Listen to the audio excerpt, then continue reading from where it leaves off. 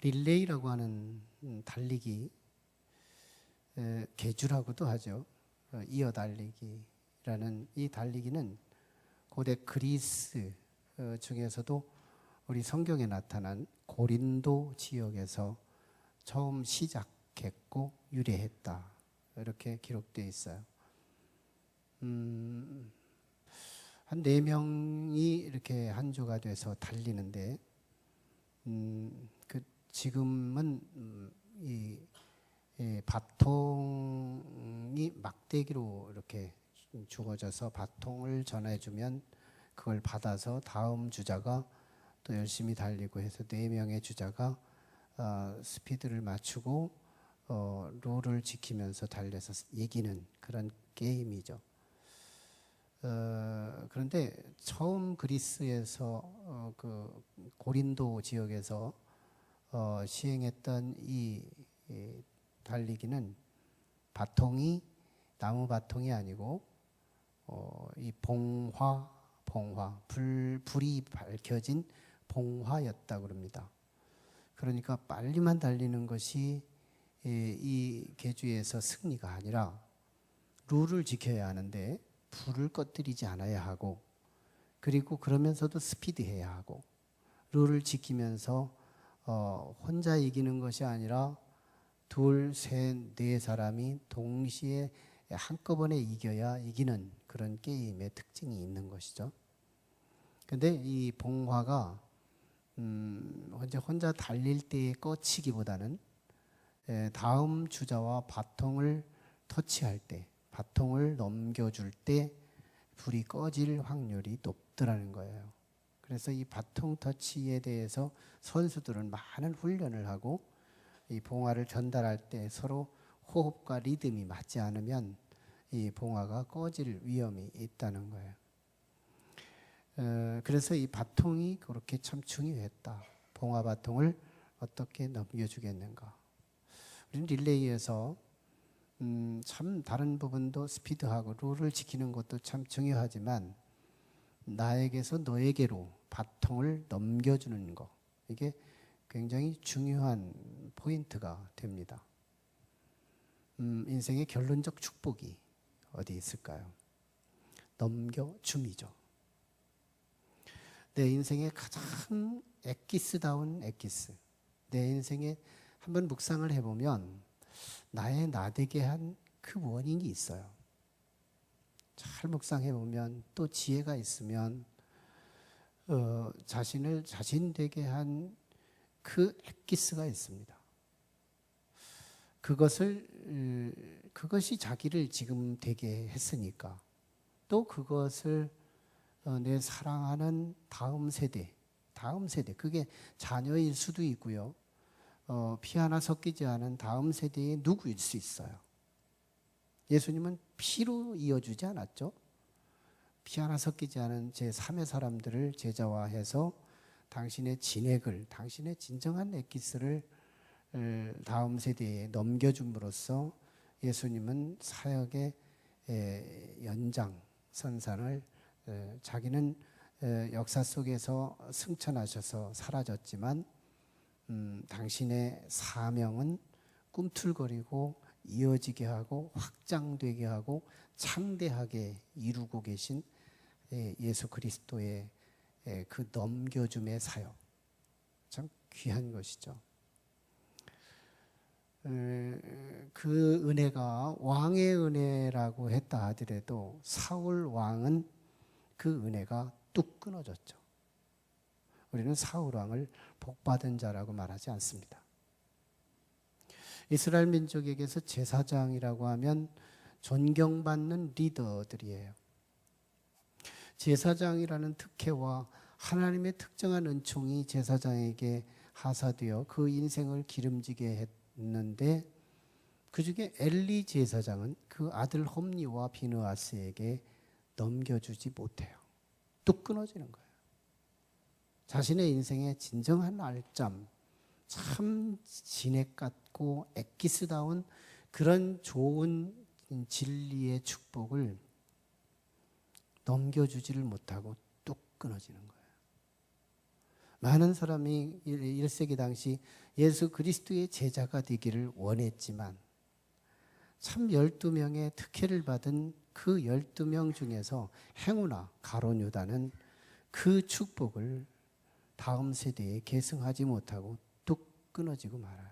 예수님의 제자였는데 성경은 끊어진 은총을 축복이라고 말하지 않습니다. 정말 내 인생이 성공된 인생이 됐다. 내 인생이 참 복이 있었다. 이렇게 평가하기까지는 어디서 결정돼요? 넘겨줌이에요. 내 인생의 축복을 넘겨주는 거예요. 그래서 나는 죽지만, 나는 없어지지만 내 사명과 내 꿈은 확장되고 창대해가고 꿈틀거리고 역사에 남게 하는 이 인생이 진정한 축복이라. 적어도 성서적 축복입니다. 그러려면 오늘 우리는 정말 넘겨줄 그게 무언가? 내가 가지고 있는 그것은 도대체 뭘 갖고 있나? 나는 그 다음 세대는 있는가? 이런 여러 질문을 갖고 오늘 말씀을 생각해 봐야 할 거예요. 사실 오늘 본문은 다윗의 임종 앞에 있습니다. 다윗이 죽음 앞에. 지난 주간에 우리가 다윗의 노년이 참 우리 인생이 늙고 죽음이 끝이라면 노년은 비참함이고 인생의 심판이고 인생이 한 번은 거지를 통과하는 참 비굴함이라고 봐요.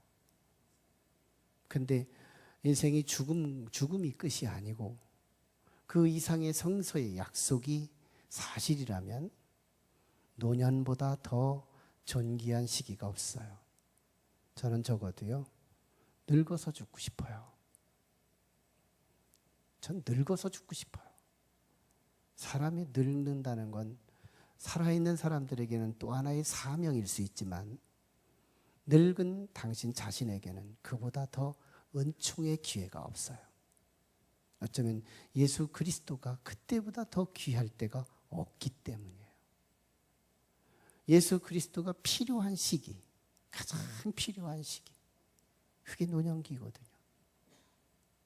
노년기는 영원하지 않습니다. 조금만 참으면 죽음이라는 터널을 통과해야 돼요. 다윗이 그 죽음 앞에 선 거예요.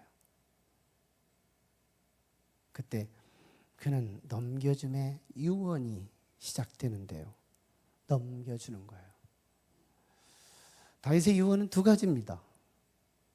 두 가지. 하나는 대장부가 되라 하는 거였어요. 대장부가. 또 하나는 관계수칙이에요. 관계수칙.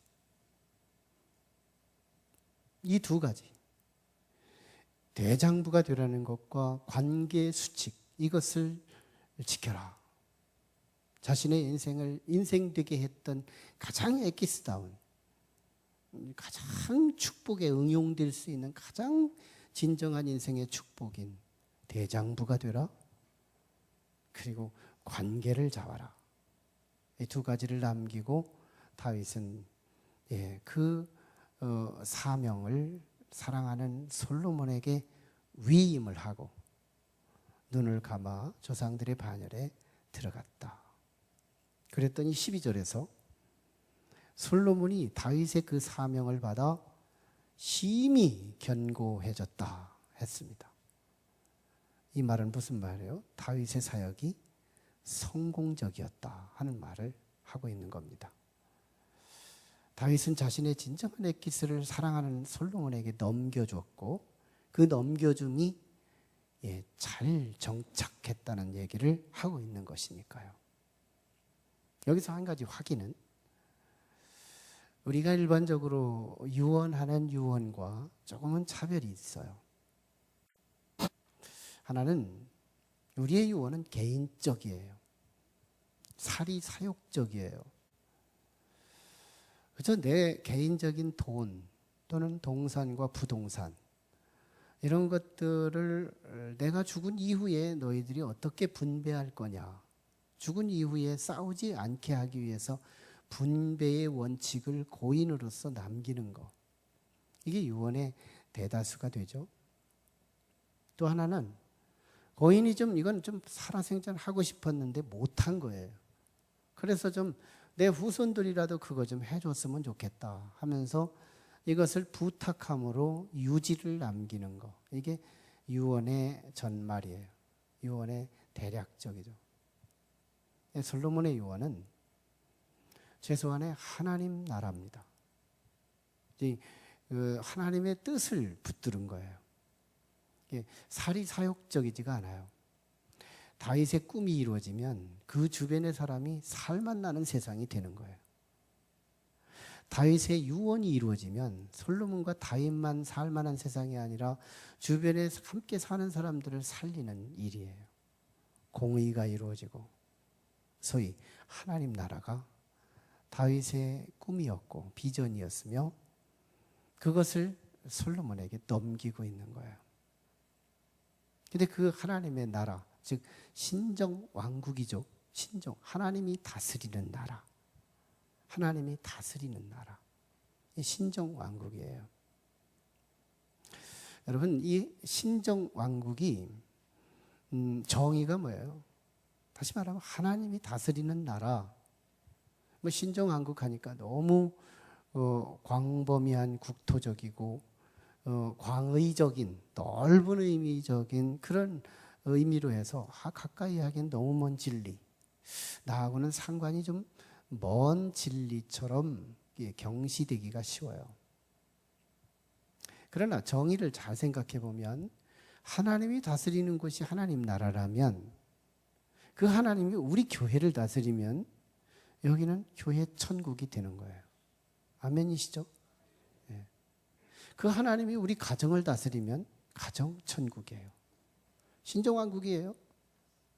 우리의 가정이 신정왕국이에요. 우리 교회가 신정왕국이에요. 하나님께서 오늘 우리 개인을 다스리면 어떨까요? 내 뇌관을 다스리고 내 마음을 다스리고 내 감정을 다스리고 내 이성을 다스리고 내 의지를 다스릴 수 있다면 우리는 뭘까요? 마음 천국이죠. 이것이 진정한 그리스도인이에요. 이런 천국이 우리 성도들에게 회복되기를 축원합니다. 하나님이 내 마음을 다스리도록 열어드리는 신정왕국 가슴. 신정왕국이죠. 너무 광의적이니까 나하고 상관없고 나하고 너무 가까이 하긴 먼 당신의 진리가 될 수 있지만 하나님이 다스리는 공간, 하나님이 다스리는 영역, 그것이 하나님 나라라면 우리는 옆 사람은 지옥을 살아도 나는 천국을 살 수 있는 거예요. 저는 우리 성도들의 가슴 속에 하나님 나라 신정왕국이 이루어지기를 원해요. 그런 뜻에서 다윗의 이 유지는, 이 유언은 우리와 상관됩니다.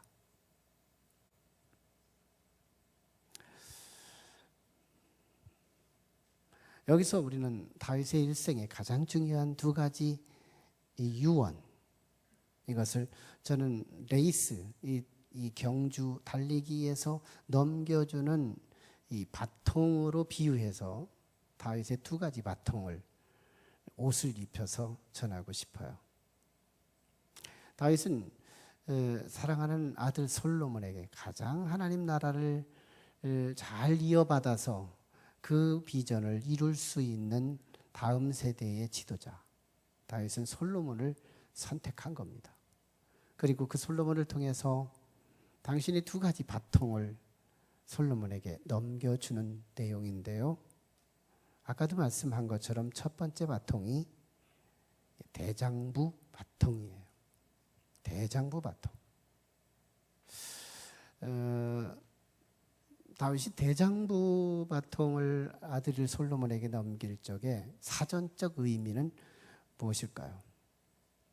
건장하고 씩씩한 사내, 뭐 이렇게 표현되더라고요. 사전에서는 건장하고 뭐 이렇게 덩치도 좀 크고 또 건강하면서 씩씩하고 용기가 있는 사내, 이게 사전적 의미의 대장부더라고요. 그런데 적어도 다윗이 솔로몬에게 요청한 이 대장부는 그런 대장부가 아니에요. 예, 소위 이 원어인 히브리어로 분석을 해보면 적어도 사내 하면 남자 하면 아담 우리가 인류 최초의 인물 아담이라는 이름이 히브리어니까요. 아담은 사내 남자라는 뜻이거든요. 근데 이 남자를 아담을 사용하지 않고 원어는 레위시라고 하는 레위시라는 단어를 씁니다. 다시 말하면 일반적 남자가 아닌 또 하나의 초인적 남자, 이걸 레위시라고 표현하는데요. 강한 남자, 한국어로 번역하면 강한 남자라는 것으로 표현해요. 강하다. 도대체 뭐가 강한 걸까? 과연 우리가 강한 남자, 뭐 여성들도요, 자신의 하나님 나라는 뭐 아들밖에 없는 나라예요. 이성이 없어요. 이 땅에서나 잘 구별하기 위해서 남과 여를 구별해서 보내지만요, 하나님 나라는 하나님의 자녀밖에 없는데요. 예, 우리 모두가 한 영혼으로서 하나님의 대장부가 될 필요가 있습니다. 뭐가 강한 걸까? 우리는 힘 있는 사람이 강하다고 생각해요. 또 다른 장르로 돈이 많으면 강하다고 생각해요. 또 하나의 권세가 있으면 강하다고 생각해요. 이 세 가지가 있으면 더 말할 것도 없고요. 강한 남자. 과연 그게 정말 강한 걸까요? 우리는 그리스 신화에 나온 영웅 헤라클레스라는 인물을 알아요. 헤라클레스는 정말 자신에게 주어진 힘의 상징, 또 얼마나 참 이렇게 무역의 상징, 헤라클레스로 인해서 얼마나 무역이 소통되는 일을, 무역의 상징. 그런데요, 헤라클레스는 대단한 힘, 그리고 무역의 상징이지만 또 바람둥이의 상징이기도 해요. 그래서요, 결국 그 아내가 질투함으로 헤라클레스가 입고 있던 옷에다가 부적을 기워서 집어넣어서 그 부적을 기워진 그 옷을 헤라클레스가 입고 그것이 헤라클레스의 살이 터지게 만들어 결국은 죽고 말아요. 뭘 얘기하려고 하는 거예요? 힘이 강한 것이 아니라는 거예요.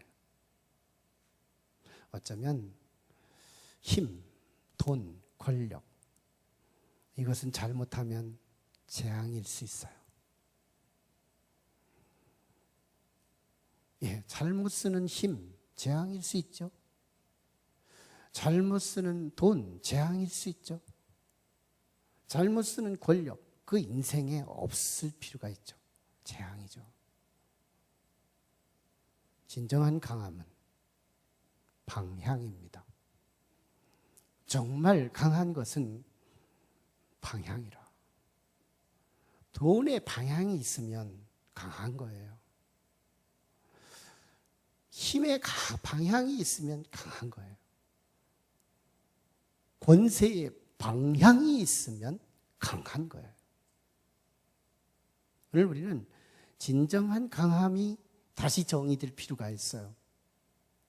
내 인생에 정말 강하기를 원하나? 진정한 레위시가 되기를 원하나? 아니면 단순한 아담이 되고 말 건가? 아담은요, 인류 최초의 남성이지만 실제는 가장 유약한 남성이었어요.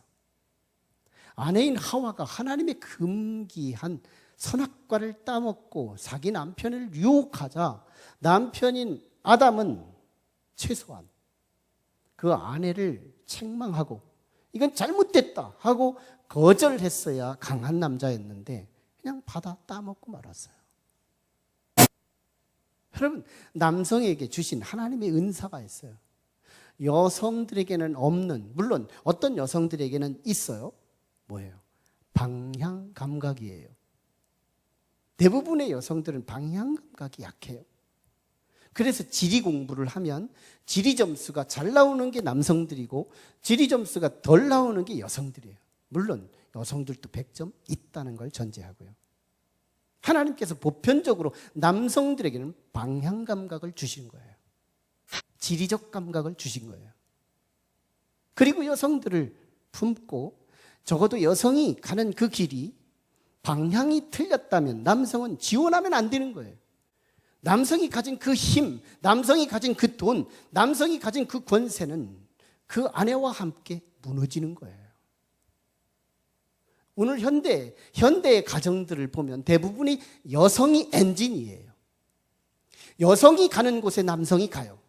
시장 가면 시장 바구니 들고 남성이 쫄랑쫄랑 따라다녀요. 그걸 즐기는 분들이 있더라고요. 그게 틀린 것은 아니에요. 남성이 여성 따라서 함께 돕고 협력하고 사랑하는 것이 틀린 것은 절대 아니에요. 문제가 있어요. 그가 지금 방향을 잘못 잡았어요. 하나님과 거리가 멀어졌어요. 시험에 들었어요. 비복음적이에요. 근데 그곳에 가서 마음껏 물질을 쓰는데 물질을 한없이 공급해줘요. 그곳에 가서 열심히 죄를 짓고 있는데 힘을 보태줘요.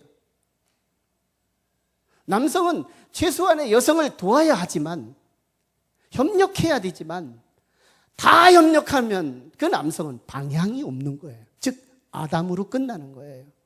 아담인 거예요. 아담 인생은 실패하는 거예요. 신락원의 주인공이 되는 거예요. 파라다이스인 이 에덴 동산을 잃어버리고 마는 주범이 되는 거예요. 레위시 적어도 대장부가 되어야 이 땅은 성공할 수 있다는 거예요. 대장부가 되라. 대장부가 되라. 레위시가 되라. 최소한의 방향의 힘이고요. 방향의 돈이고요. 방향의 권세예요. 방향이 없는 그 힘, 돈, 권세는 재앙인 거예요. 큰일인 거예요. 우리 인생의 재앙이죠. 그보다 큰 재앙이 없어요. 적어도 방향. 남성은 방향을 갖고 살아야 돼요. 아니, 이제는 하나님 앞에 아들밖에 없다는 우리 모두는 방향이 필요한 거예요. 물질 있으세요? 방향 잡으세요. 그러면 레위시가 되는 거예요. 돈 있으세요? 권세 있으세요? 방향 잡으세요. 방향. 그 방향이 중요해요. 이 방향이 두 번째 바통과 상관되는 거예요. 두 번째 바통이 관계 수칙입니다. 관계 수칙 바통이에요. 관계 수칙은 두 가지로 또 세분되죠. 하나는 하나님과의 관계, 또 하나는 사람과의 관계인데 적어도 하나님과의 관계 수칙은 최소한 하나님의 말씀을 지키되 대충 지키지 말고 마음과 성품을 다하여 하나님의 말씀을 지키라는 거예요. 최선을 다해서 하나님 말씀을 지키라는 거예요. 말씀이 답이기 때문에. 복잡한 전자제품 치고 출시되는 동시에 함께 출시되는 게 하나 있으니 설명서예요. 고가품일수록 설명서가 세밀화되고 품격이 있어요. 이 땅에 정말 고가품 중에 한 제품이 있다니 그게 바로 우리 인생이에요. 우리 사람이에요. 사람보다 더 귀한 제품이 어디 있어요? 사람보다 더 귀한 걸작품이 어디 있어요? 그래서 하나님은 사람에 대한 인생의 설명서를 주셨는데 그게 말씀이에요. 여러분, 신앙생활이 뭘까요? 인생이 뭘까요? 정의하면 우리 성도들 정의를 한마디씩 하라면 다 틀리게 말할 거예요. 너무 복잡해서. 인생이 너무 복잡한 거예요. 신앙생활도 복잡한 거예요. 봉사하는 게 신앙생활인가? 예배드리는 게 신앙생활인가? 기도하는 것이 신앙생활인가? 헌금하는 것이 신앙생활인가? 성경책 들고 교회 오는 것이 신앙생활인가? 복잡한 거예요. 이 세상은 어떤 피조물이든 핵이라는 게 있어요. 가장 중심부에 그것 되게 하는 아이덴티티, 정체성이라는 게 있어요. 그것만의 그것 되는 거, 핵이라는 게 있어요. 이 핵이, 복숭아의 핵이 언제나 복숭아를 발생시켜요. 수박의 핵이 수박을 발생시켜요. 모든 과일의 자기 정체성을 그 핵이 만들어내는 거예요. 오늘 우리 신앙생활이 도대체 뭘까? 신앙생활이 뭘까? 신앙의 핵이 뭐냐? 신앙의 신앙되게 하는 그 가장 중요한 알점, 중심이 뭐냐? 오늘 다윗의 말씀을 통해서 지금 가장 중요한 게 말씀이라고 합니다. 이 말씀을, 이 하나님의 설명서, 이 말씀이 우리 인생의 답이라는 거예요. 답. 이 땅의 에너지 원되는 이 석유가, 성경 말씀을 보다가 석유가 정말 불이 점화될 수 있는 액체가 이 땅에 있단 말인가? 이 물음으로 시작해서 석유 개발이 시작됐다는 거 아니에요? 성경 말씀을 읽다가 이 사해바다에서 250여 가지의 중금속을 꺼내서 이스라엘의 80% 이상의 수출품이 돼서 선진국이 됐다는 거 아니에요? 어디서 나오는 거예요? 정말 성경을 제대로 보고 성경 속에서 내게 감흥이 있고 성경 속에서 내게 주시는 계시를 제대로 들으면 내 사업의 축복도 이 성경에 있다는 거예요. 내 마음에 하나님이 다스리게 하실 수 있는 비밀도 이 성경 안에 있다는 거예요. 성경의 말씀이 나하고 너무 먼 거리를 둔 이런 신앙생활이 아니라 이 성경 말씀이 정말 진리인가? 정말 이 성경 말씀이 사실인가? 우리 이거 한번은 검토할 필요가 있어요. 신앙이 성장하는 성도가 있고 신앙이 성장하지 않는 성도 중에 분명한 현격한 차이가 하나 있다면 그것은 말씀을 경시하는 성도와 말씀을 사랑하는 성도로 구분돼요. 신앙의 알점이 말씀이기 때문이에요. 신앙이 도무지 크지 않는 분들은요, 말씀이 싫어요, 그냥. 말씀이 셀에서 나누는 것도 싫어집니다. 근데 신앙이 성장하는 사람들은 이 말씀을 듣고서도 또 읽고 싶어 하고, 이 말씀이 곰씹어지기 시작하고, 이 말씀을 읊조리기 시작하고, 말씀이 가까워지더라는 거예요. 실은 말씀을 들음으로 믿음이 발생된다는 게 성서의 진리잖아요. 믿음은 신앙의 핵심이잖아요. 그렇다면 이 믿음이 어디서 나와요? 말씀을 들음으로 나온다 그러잖아요. 그래서 우리 신앙의 진정한 핵은 말씀인 거예요. 말씀인 거예요. 과연 정말 이 말씀이 우리가 믿으면서 정말 이거 사실일까? 이게 진리일까? 이거 한 번은 확인할 필요 있잖아요. 하나님 말씀이 정말 이거 진리 맞아? 그저 하나의 무언가 뜬구름 잡는 이상의 어떤 진리라고 하는 그것을 선포하는 어떤 별개의 어떤 메시지 아니야? 이 세상하고 어울리고 살 수 없는 어떤 이상괴리한 그런 진리 아닐까? 이런 말씀이 되면 안 되지 않겠어요? 적어도 우리가 품고 교회를 오고 가고 이 말씀을 듣고 이 말씀을 읽어가는 우리들에게 이 말씀은 과연 역사의 진리일까? 나를 살리는 진리일까? 정말 사실인가? 이거 우리 확인할 필요가 있잖아요. 하나님 말씀이 진리냐 이 말이에요. 만약에 이것이 진리라면 우린 이렇게 믿으면 안 되는 거죠. 만약에 이 말씀이 거짓이라면 우린 여기 있을 필요가 없는 거죠.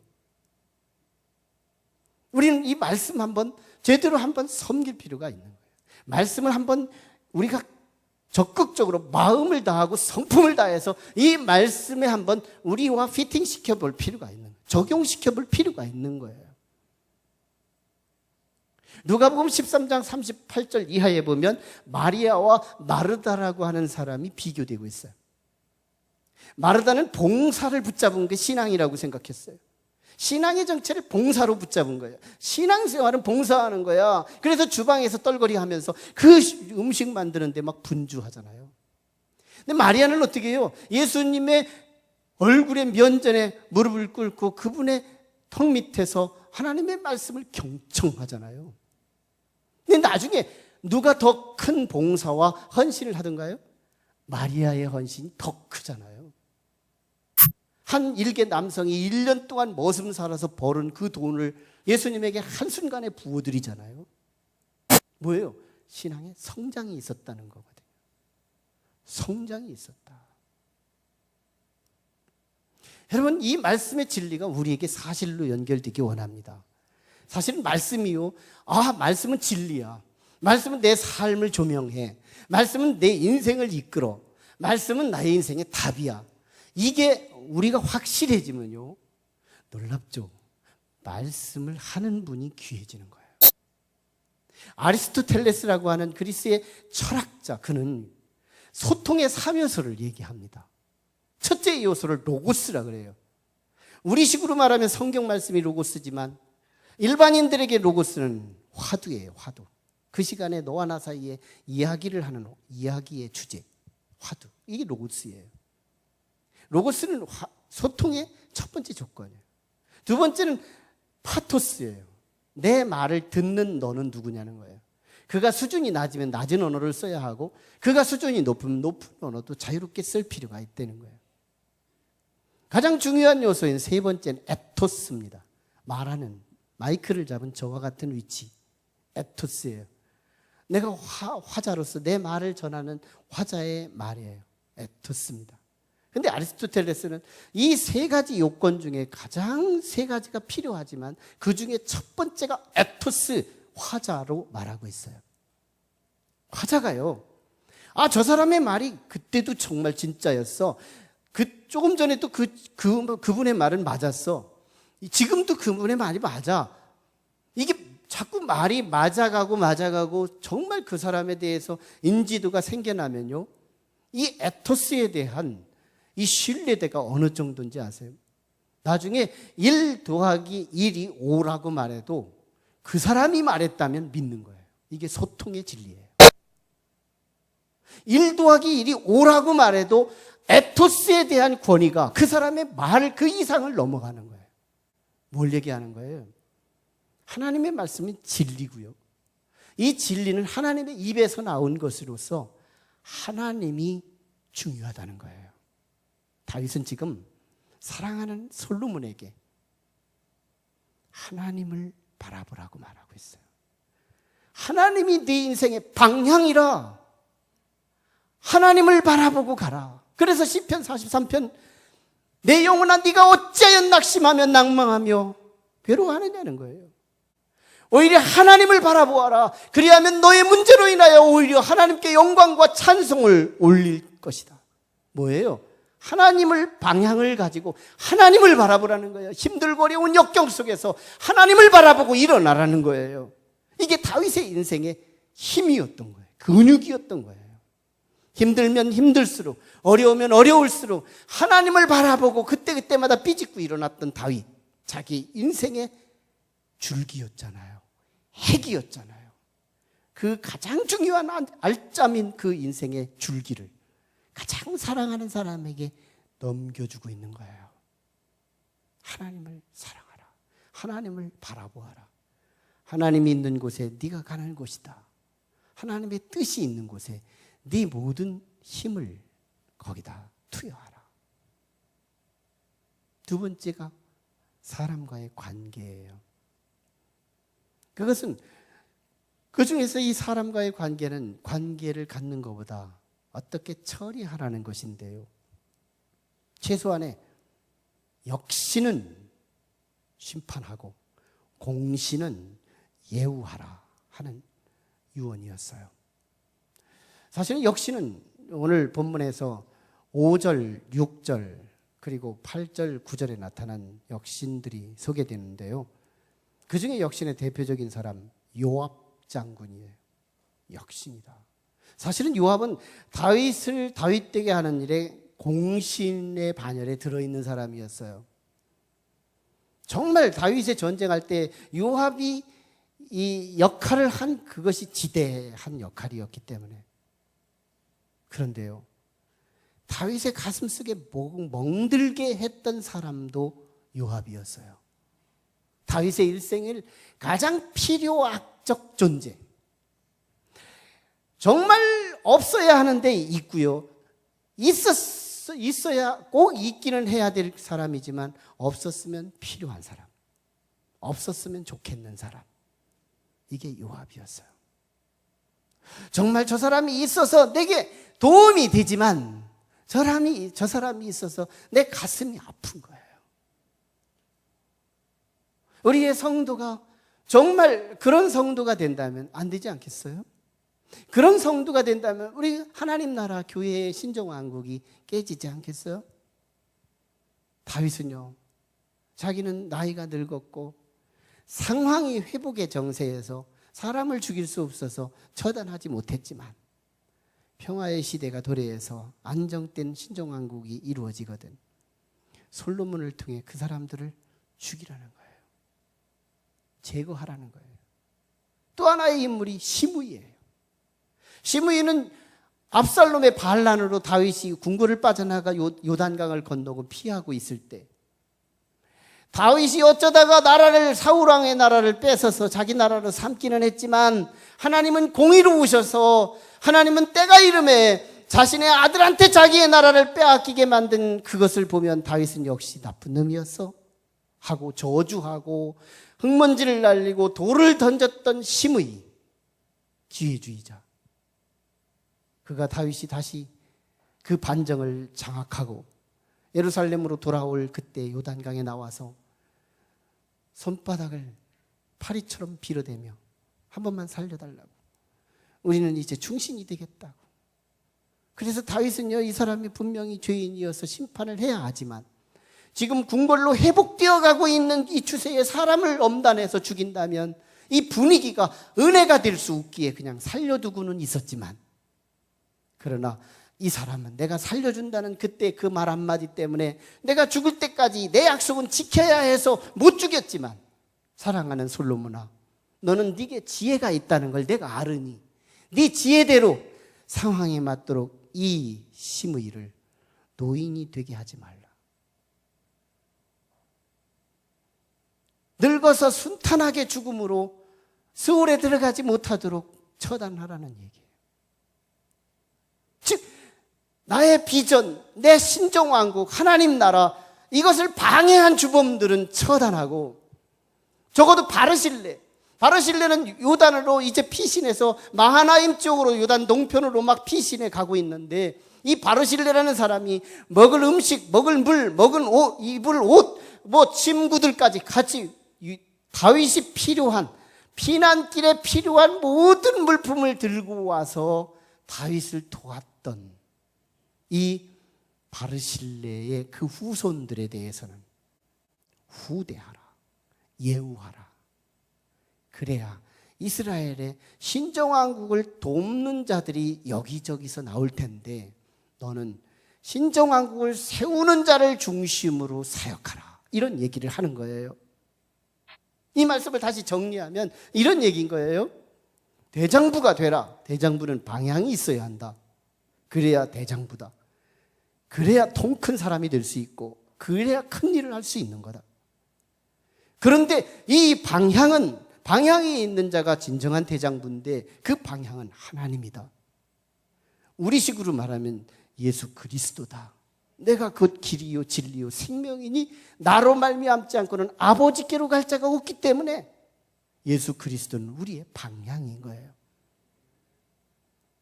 그리고 하나님 나라 방해하는 사람들 붙들고 일하지 말고, 바르실레의 후손들 같은 하나님 나라에 언제나 항상 늘 물권, 인권, 영권으로 공급하고 지원하고 언제나 지지해주는 그 사람 붙들고 일하라. 그러므로 인하여 다윗이 그 아들에게 정말 진리 이 두 가지를 줬더니 그 아들 솔로몬이 이거 붙들고 청출어람, 아버지보다 더 큰 나라, 더 심오한 나라, 더 강력한 나라를 만들었다는 얘기가 오늘 말씀이잖아요. 오늘 우리는 넘겨줄 바통이 있냐는 거예요. 고작하면 돈, 고작하면 부동산, 그것만 넘겨줄 게 있다면 우리는 실패한 거예요.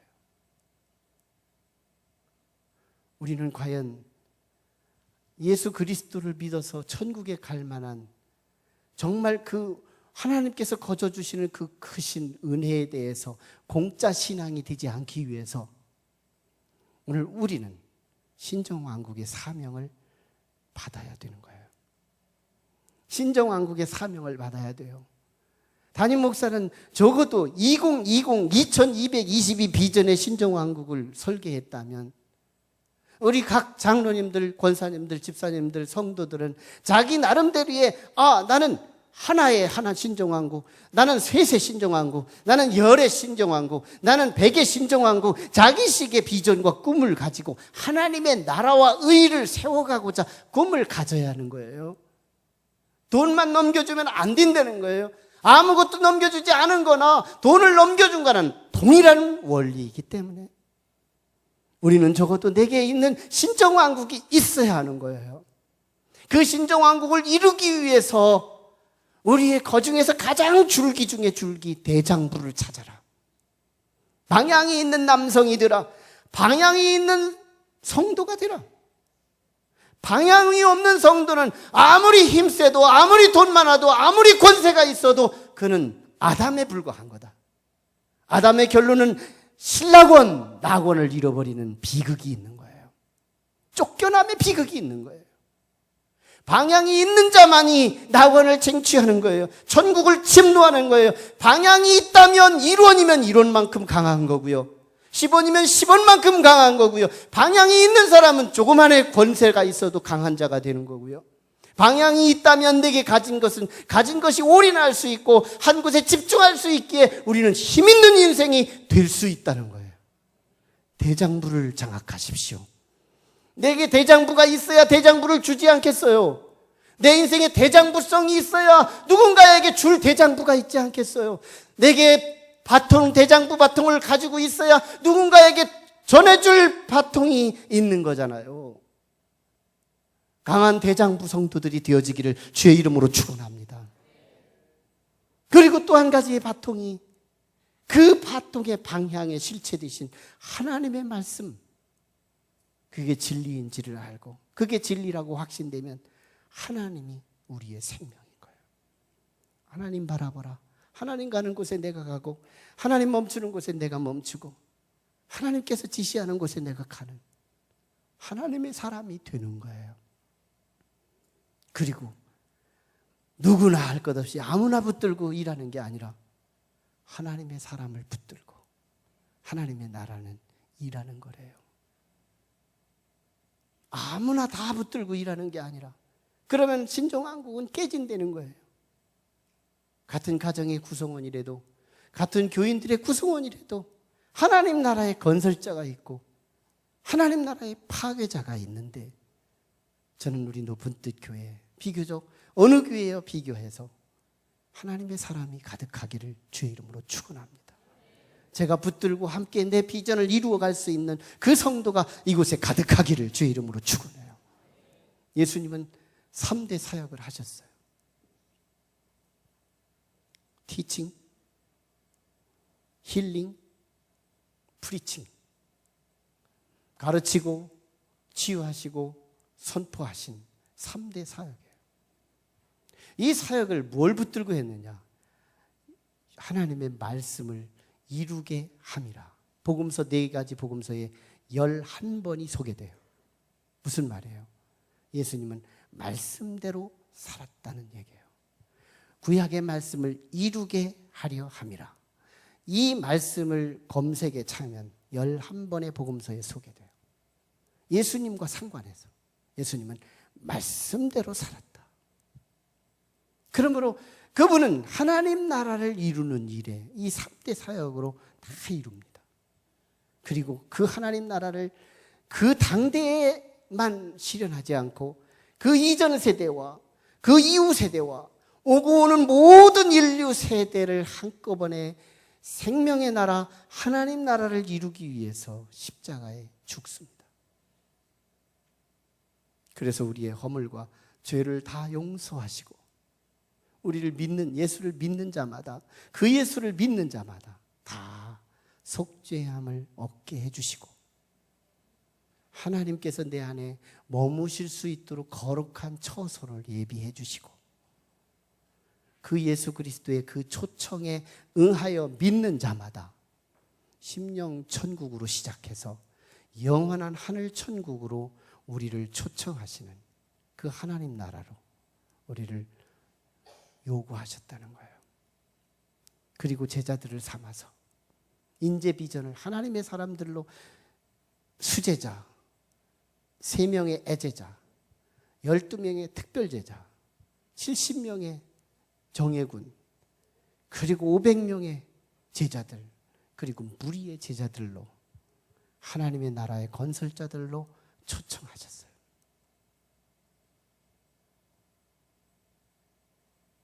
그리고 그분은 이렇게 유언하십니다. 마태복음 28장 19절에서 20절 말씀에 그러므로 너희는 가서 모든 족속으로 제자를 삼아 아버지와 아들과 성령의 이름으로 세례를 베풀고 내가 너희에게 분부한 모든 것을 가르쳐 지키게 하라. 볼지어다 내가 세상 끝날까지 항상 너희와 함께 할지니라. 주님의 유언이에요. 봐요. 하나님 나라잖아요. 넘기래잖아요. 그거 넘기는 것이 성공이래잖아요. 이 땅에 아무리 힘 있고 아무리 권력 있고 돈 많아도 실패한 인생 가능해요. 사울이 그랬잖아요. 엘리 제사장이 그랬잖아요. 가룟 유다가 그랬잖아요. 그러나 방향을 찾고 대장부가 된 다윗, 하나님을 붙들고 하나님을 바라고 어려운 시련을 다 이긴 다윗, 솔로몬에게 넘긴 이후에 그 창대함이 심했다고 말씀하고 있잖아요. 이것은 솔로몬의 성공을 말하기 전에 다윗의 성공을 말하고 있는 거예요. 오늘 우리 인생에 줄 게 있냐는 거예요. 그리고 줄 사람은 있느냐는 거예요. 줄 것과 줄 사람을 생각하라. 줄 것이 있어야 돼요. 아, 내가 정말 하나님 나라를 이루기 위해서 내 인생의 진정한 비밀은 두 가지야. 깊이 생각해야 할 것입니다. 기도하시죠. 함께 같이 기도해요. 인생을 화려하게 살았다도 하루아침에 사울처럼 망할 수 있습니다. 그러나 우리의 인생이 방향을 찾은 대장부가 될 수 있다면, 하나님을 바라보며 인생을 살아갈 수 있다면, 하나님의 사람들 붙들고 에너지를 투자할 수 있다면 나는 죽어도 하나님 나라는 번성하게 될 것이고 창대해 가게 될 것인데, 그것은 곧 나의 인생의 성공을 말하고 있습니다. 진정한 내 인생의 승리를 말하고 있습니다. 하나님, 내 인생의 진정한 나의 나딤을 찾게 도와주시옵소서. 다음 세대에 나도 줄 2가지 바통을 준비하게 도와주시옵소서. 내 바통, 하나님, 나에게 주신 이 바통, 큰 바통, 작은 바통 할 것 없이 내게 준 이 바통을 잘 찾아서 그걸 소중하게 지키다가 내가 정말 사랑하는 다음 세대의 그 누구에게, 많은 자녀들 가운데 그 한 사람에게, 그 누군가에게 바통을 넘겨줌으로 내가 살아 움직이게 하는 내 비전과 그 꿈이, 하나님 나라에서 받을 그 상급이 진행되고 성장해 갈 수 있는 그 축복을 이룰 다음 세대의 사람을 정하게 하여 주옵소서. 내 축복을 전할 사람이 있습니까? 내 축복에 축복되게 한 원인을 알고 있습니까? 내 인생의 진정한 비밀, 그걸 장악하게 하여 주시옵소서. 방향이 없는 물질, 방향이 없는 힘, 방향이 없는 권세는 재앙이라는 걸 알게 하시고, 우리에게 힘이 있거든, 돈이 있거든, 부동산 권세가 있거든, 방향이 소중함을 알게 하여 주옵소서. 우리 간절히 말씀 붙들고 기도해요. 살아계신 아버지, 은혜를 고맙습니다. 하나님의 영광 우리 가운데 있게 하시고, 오늘도 말씀이 성령으로 듣게 하여 주셔서, 성령으로 듣게 하여 주셔서 하나님, 진정한 우리의 진정한 인생의 아버지 진정한 해답, 아버지 하나님의 진정한 엑기스다운 하나님의 핵심, 진정한 인생의 바통을 아버지 하나님 우리가 들고 열심히 달려가서 아버지, 내 바통을 누군가에게 넘겨줄 자를 찾아서 그에게 넘겨주는 지혜롭고 성공된 인생이 되어지도록 역사하여 주시옵소서. 예수님 이름으로 기도하옵나이다. 지금은 하나님의 은혜와 사랑과 감동 감화 역사하심이 오늘 아버지 우리 하나님 앞에 나와 하나님의 음성을 듣고 다윗처럼 유언하고 떠나기를 마음속에 소망하고 돌아가는 온 성도들의 심령과 자녀 위에 지금으로부터 영원토록 함께 하시기를 간절히 축원하옵나이다. 아멘.